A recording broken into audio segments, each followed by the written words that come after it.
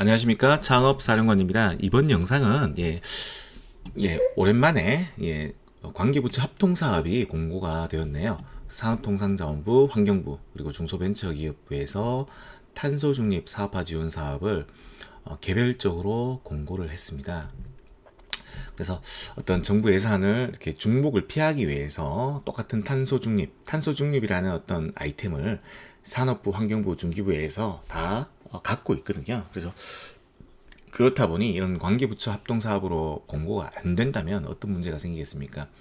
비슷한 아이템을 지원을 해서 예산 중복 지원 이런 이슈에 또 이슈화 될 수가 있죠. 그래서 산업부, 환경부, 중소벤처기업부가 사전에 이런 지원 사업을 기획을 할 때 역할, 분야, 지원 분야를 나눠서 이렇게 공고를 했습니다.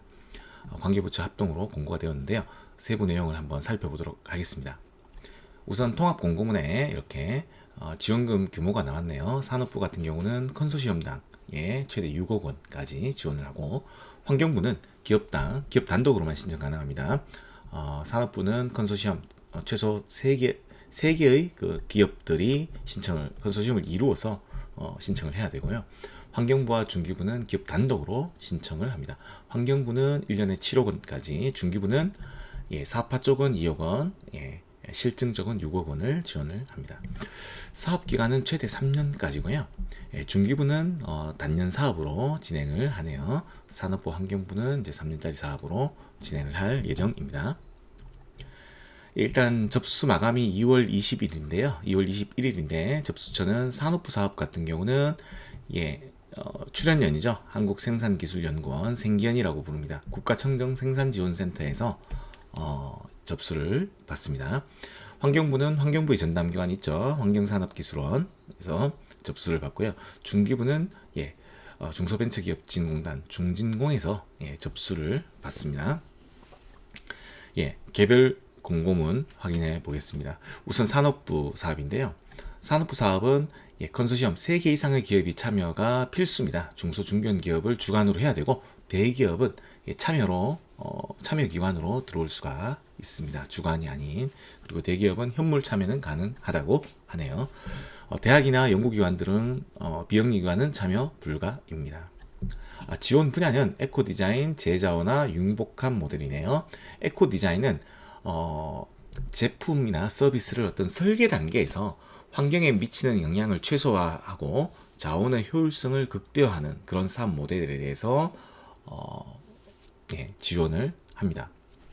예를 들어서 어떤 전자제품이나 의류 이런 부분을 제품을 만들기 위해서, 제조하기 위해서 설계를 하겠죠. 제품 설계. 근데 설계를 할 때 어떤 그 제품이 수거하고 나중에 수거를 하거나 수명이 됐을 때, 고장이 났을 때, 파손이 됐을 때 수거하거나 회수하는 것이 용이하도록 그렇게 제품을 설계하는 그런 아이템에 대해서 지원을 하네요.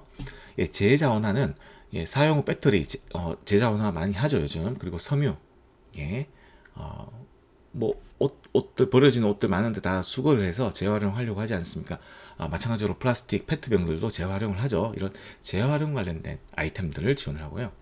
융복합 모델 같은 경우는 예를 들어서 자동차 부품, 기계 이런 중고 부품들을 수거하고 선별하는 게 아주 노동 집약적이죠. 보통 외국인 노동자들이 이런 어떤 수거하고 선별하는 일을 많이 하고 있는데, 아주 임금비도 비싸고 어떤 시간도 많이 걸리기 때문에 인공지능 기술을 도입한다든지 그런 부분에 대해서 지원을 한다고 합니다. 보시면은 컨소시엄당 최대 6억 원까지 지원을 하네요. 지원 내용은 시제품 제작하는 거, 그리고 성능평가, 신뢰성 평가, 제품 인증, 그리고 제품 양산까지도 지원을 한다고 합니다. 단년도 과제로 신청하실 수도 있고 다년도 과제로도 신청을 하실 수가 있는데요. 기술 단계, 그 아이템의 기술적인 어떤 상용화까지 가는 단계가 TRL 7에서 9단계이면 신청하실 수가 있고, 다년도 과제는 TRL 5에서 9단계, 아무래도 3년짜리 사업이다 보니까 아주 기술 성숙도가 좀 5단계, 7단계보다는 낮죠. 기술 성숙도가 좀 미약하더라도 지원 범위에 들어가 있음을 확인할 수가 있습니다. 예, 그다음 중소벤처기업부 지원 사업이네요. 중기부 사업은 크게 사업화 쪽과 실증 쪽이 있는데요. 사업화 쪽은 최대 2억 원, 실증 쪽은 최대 9억 원을 지원을 합니다. 특히 실증 쪽은 구매 수요처를 보유한 기업이 신청을 하실 수가 있습니다. 예, 보시면은 사업화 쪽은 사업화 컨설팅, 그다음에 기술 이전 비용이 들죠. 그런 부분도 지원을 받을 수가 있네요. 기술 양도 받거나 할 때, 그리고 제품 개선, 예, 디자인, 설계 이런 부분에 지원을 받을 수 있고, 인증, 공인 시험기관 인증이라든지 해외 진출 이런 부분을 지원받을 수 있습니다. 총 30억 원 이내로 책정이 되어 있는데, 사업화 쪽은 최대 6개사 2억 원씩 지원을 할 예정이고, 실증 쪽은 4개사를 최대 6억 원씩 지원을 할 예정입니다. 사업화 쪽은 아무래도 갖고 있는 기술을 사업화하는 걸 지원하기 때문에 갖고 있는 기술에 대한 어떤 증빙을 해야 되겠죠. 우리가 특허가 어떤 것이라든지, 그리고 우리는 R&D, 정부 R&D 사업을 통해서 우리가 지금 사업화하려는 기술에 대해서 성공 판정을 했다라는 그런 증명을 보여야지 신청하실 수가 있을 거고요. 실증적은 이제 이 수요기업, 이 어떤 제품이나 이 서비스를 쓰려고 하는, 사용하려고 하는 그런 수요기업의 확약서 또는 계약서가 있어야지 이게 정말 이제 실증도 제대로 이제 거치겠다라는 것을 평가위원들이 판단할 수가 있겠죠. 예, 그런 부분을 조건으로 하고 있습니다. 예, 실증 쪽은 수요기업이 참여할 때 우대를 당연히 한다고 하네요. 예, 환경부 사업입니다. 환경부 사업은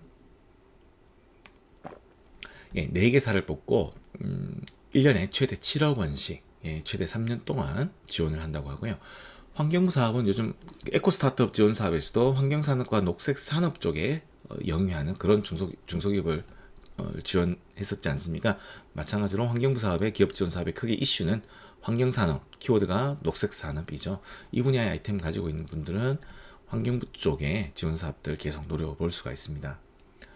예, 지원 분야는 기후테크인데요. 크게 기후테크가 또 세분화되죠. 뭐 푸드테크, 지오테크, 에코테크, 뭐 카본테크, 클린테크가 있는데요. 클린테크는 어떤 청정에너지죠. 그래서 뭐 재생에너지, 에너지 저장 장치 이런 쪽의 아이템이고요. 카본테크는 뭐 이산탄소를 포집한다든지 생물학적 탄소를 줄이는 어떤 기술에 대해서 지원을 하고, 제조 공정 과정에 탄소 배출을 최소화할 수 있는 그런 공정 혁신 아이템을 지원을 합니다. 에코테크는 자원순환 그리고 폐기물 업사이클링 쪽에 지원을 하고요. 푸드테크 같은 경우는 음식물 쓰레기를 저감한다든지 어떤 음식물 포장재를 친환경 소재로 개발한다든지, 그리고 식품, 버려지는 음식물 쓰레기들을 재활용해서 어떤 부가가치가 높은 제품을 만든다든지 이런 부분을 지원을 합니다. 지오테크는 기후나 탄소 쪽에 어떤 빅데이터를 활용해서 서비스 플랫폼을 제공한다든지, 아니면 물산업, 재난 방지 시설 시스템 등 IT 소프트웨어 관련된 기업들도 충분히 신청하실 수 있을 것 같네요. 지원 내용 및 조건입니다. 최대 7억 원까지 지원을 한다고 했는데, 지원 요건이 일단은 그 제품 개발했을 때 협약 기간 내에 매출 발생이 가능한 경우에 신청하실 수가 있고, 그리고 신청 사업 관련된 기술을 보유하고 있다는 것을 증빙을 하셔야 됩니다. 뭐 국가 R&D 성공 판정서라든지 어떤 그 아이템에 대한, 그 기술에 대한 특허, 출원 등록, 실적을 제출을 하셔야 합니다. 예, 이상 장업사령관이었습니다.